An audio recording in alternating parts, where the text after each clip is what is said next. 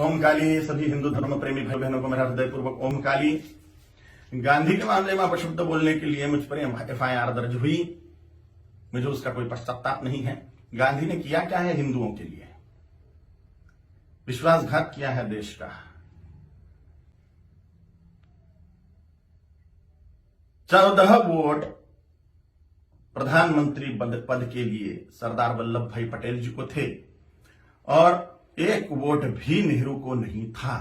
तो भी नेहरू को प्रधानमंत्री क्यों बनाया? और ये वंशवाद की जड़ फैलाने वाले ये गांधी ने पूरे के पूरे कांग्रेस के अन्य प्रतिभाओं का खच्चीकरण कर दिया, अन्य प्रतिभाओं को कुंठित कर दिया।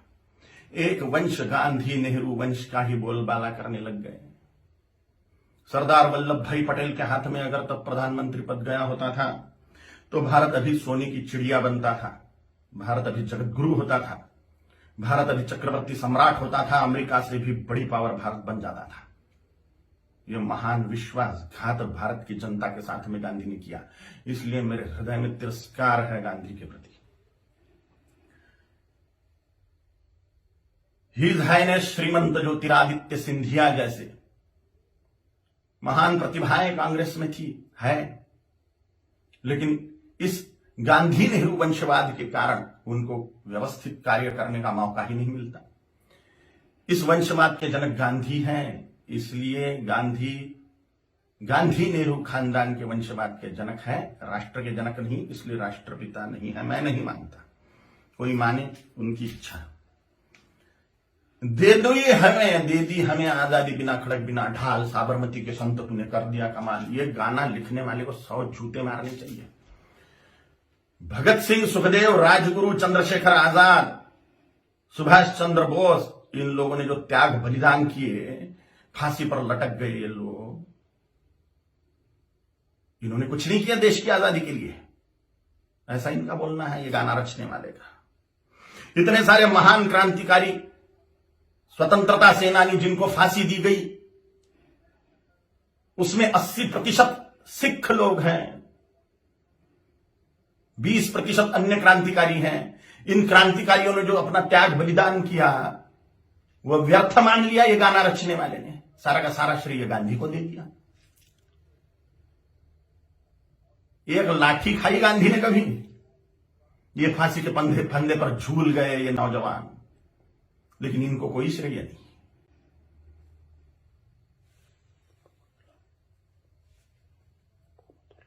सुखदेव, राजगुरु, भगत सिंह जी की फांसी गांधी रुकवा सकते थे, लेकिन नहीं रुकवाई जानबूझ के। इसलिए तिरस्कार करता हूं मैं गांधी का। इनका एक बहुत बड़ा हथियार था अनशन करना, और गांधी ने उसका उपयोग भारतीय जनता के खिलाफ ही किया, हिंदुओं के खिलाफ ही किया। बोला था कि बंटवारा मेरी लाश पे होगा। मजहब के नाम पर जो बंटवारा हुआ पाकिस्तान बांग्लादेश का, वो मेरी लाश पे होगा, ऐसा गांधी बोलते थे। लेकिन जब बंटवारा हुआ तब गांधी जिंदा थे, और बंटवारे के समय जो दंगे हुए, लाखों करोड़ों हिंदुओं को, सिखों को काट डाला गया उसमें, और लाखों करोड़ों हिंदुओं को मार के उनकी लाशें भेजी गई। लाखों हिंदुओं को, 27 लाख हिंदुओं को मार डाला गया एक ही दिन में, डायरेक्ट एक्शन डे के दिन, जिन्ना के द्वारा। और पाकिस्तान में से जो ट्रेनें आ रही थी वो लाशों से ही भरी हुई थी, महिलाओं के और पुरुषों के। बोरे के बोरे भर के महिलाओं के स्तन काट कर भेज रहे थे वहां के लोग। सामूहिक बलात्कार करी हुई महिलाएं, उनकी लाशें, उनके स्तन बोरों में भर के। और यहां गांधी अनशन कर रहे थे कि 55 करोड़ रुपए दो पाकिस्तान को। जब सिख लोगों ने दंगे से पीड़ित होकर कड़कड़ाती ठंड में मस्जिदों का आश्रय लिया, तो उसके लिए अनशन पे बैठ गए गांधी कि इनको मस्जिदों से बाहर निकालो, मुसलमानों को मस्जिदें सौंप दो। नफरत करता हूं मैं गांधी से, इसलिए भी।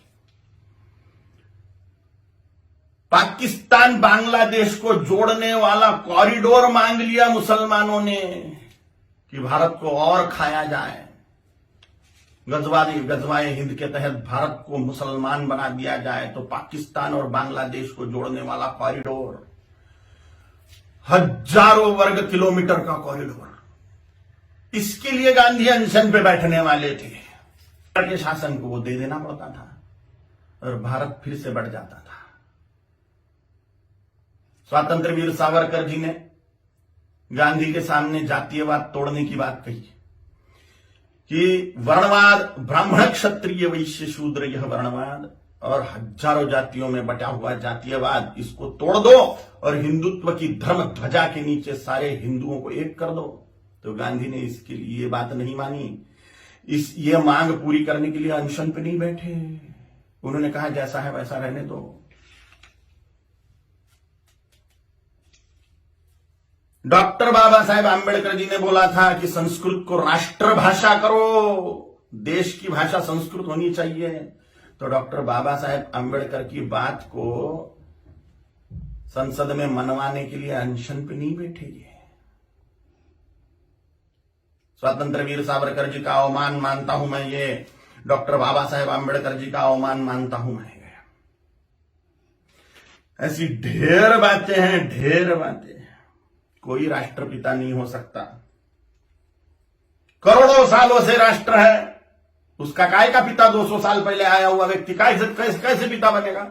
अगर पिता बनाना ही है, राष्ट्र का अनिवार्य है, तो छत्रपति शिवाजी महाराज को बनाना चाहिए, गुरु गोविंद सिंह जी महाराज को बनाना चाहिए, राणा प्रताप जी महाराज को बनाना चाहिए, आचार्य चाणक्य जी को बनाना चाहिए।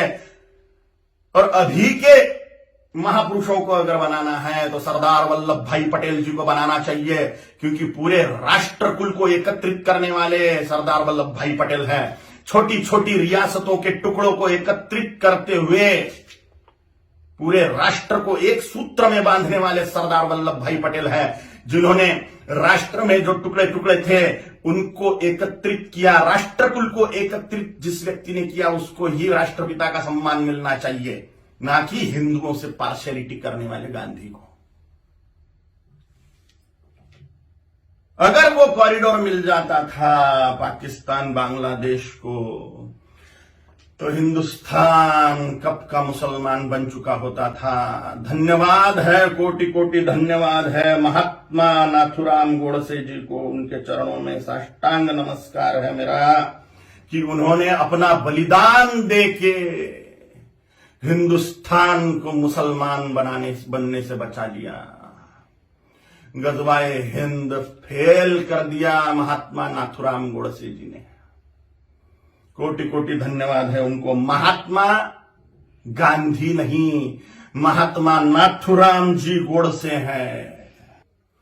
और अगर सच बोलने की सजा मृत्यु है तो स्वीकार है।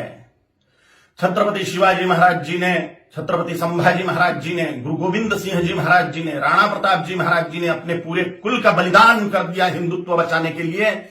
तो मेरे जैसे तुच्छ जंतुओं का जी के फायदा भी क्या है? अगर धर्म के लिए हम बलिदान नहीं हो सकते तो मर जाए मेरे जैसे करोड़ों कालीचरण, हिंदुत्व को बचाने के लिए, धर्म को बचाने के लिए, सनातन हिंदू धर्म की रक्षा के लिए तैयार है हम।